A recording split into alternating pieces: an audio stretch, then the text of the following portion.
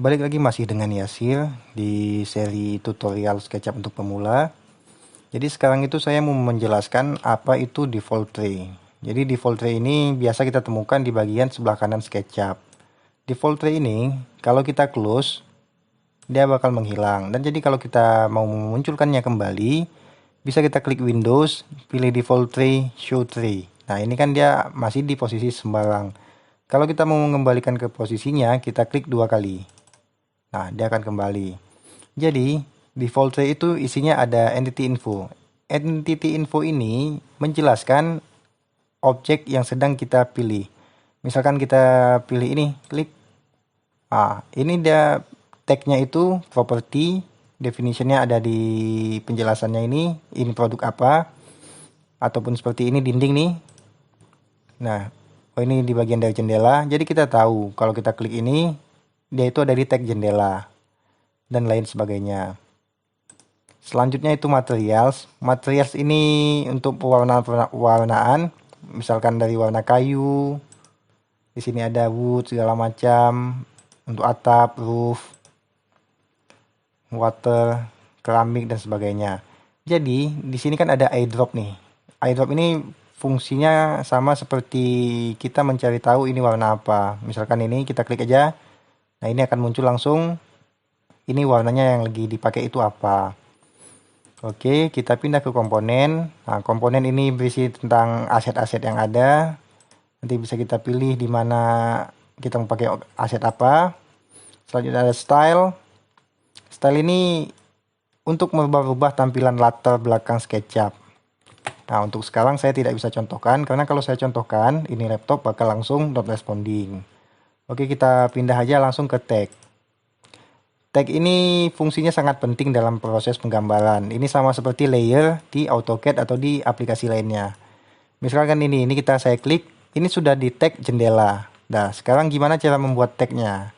Cara membuat tag itu gampang, tinggal ini kita lihat ada plus, add tag, kita klik aja, kita tulis namanya, misalnya atap. Nah, dia sudah ada, jadi kita rename aja. Rename-nya tuh klik 2 kali. Misalkan kita jendela kaca. Nah, ini udah ada jendela kaca. Jadi cara untuk merubah tagnya adalah kita pilih bagian yang kita mau, tinggal kita ganti ke tagnya. Oke. Ini nih dia jendela kaca, bisa kita lihat di bagian ini. Udah berubah jadi jendela kaca, atau kita masuk ke entity info, akan ke jendela kaca. Kalau mau lebih pasti lagi, kalau kita matikan dia menghilang. Nah, gitu aja kalau tag. Selanjutnya ada shadow. Shadow ini untuk melihatkan arah bayangan dari matahari.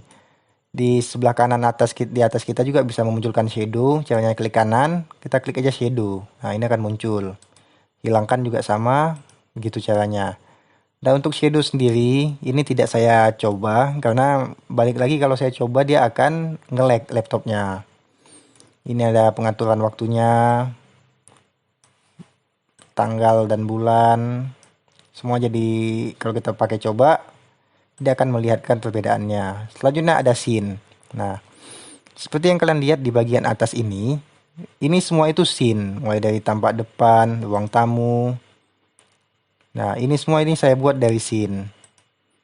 Scene ini saya buat selain untuk membuat animasinya, bisa juga saya buat untuk ke layout nanti. Di SketchUp kan ada layout, jadi mempermudah layout. Saya pakai scene, dan kadang kalau saya mau rendering pakai Enscape atau segala macamnya, saya buat scene dulu biar saya tahu yang mana yang mau saya render. Cara buat scene itu gampang, sama seperti buat tag.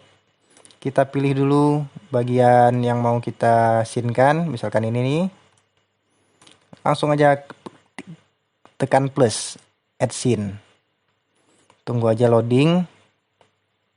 Ini sebenarnya nggak lama. Nah, ini ada nih scene 20. Kalau kita lihat ini kan nggak ada, berarti dia sudah kemakan ke paling ujung dia scene 20. Oke. Nah, ini maaf. dia itu berurutan sesuai ininya. Kalau di sini ya scene 20-nya di bagian 3, bagian 1, 2, 3, berarti dia ada di bagian ke depannya. Nah, ini ada muncul scene 20. Klik aja scene 20. Nah, dia udah sesuai dengan yang kita scene-kan tadi. Dan kalau kita berubah, kita bisa update juga. Kita klik kanan, tekan update. Nah, ini dia sudah mengupdate scene-nya itu ke bagian yang kita rubah. Selanjutnya kalau scene ini bisa kita rename, kita klik kanan, kita pilih rename. Nah, untuk tulisan namanya itu di bagian bawah ini, rename-nya. Nah, misal kita buat ruang tengah 1. Nah, ini langsung berubah namanya menjadi ruang tengah 1. Dan kalau kita mau delete, sama aja, ini tekan minus, yes. Nah, dia sudah terhapus. Nah, selanjutnya yang terakhir itu ada instruktur. Instruktur ini untuk memberitahu gimana cara pakai toolsnya kalau kita belum tahu. Nah, oke, saya pikir segitu aja penjelasan kali ini. Untuk selanjutnya saya mau buat yang extension, gimana cara install extension. Jadi semoga video ini bermanfaat. Terima kasih sudah menonton. Semoga apa yang saya sampaikan ada baiknya. Terima kasih.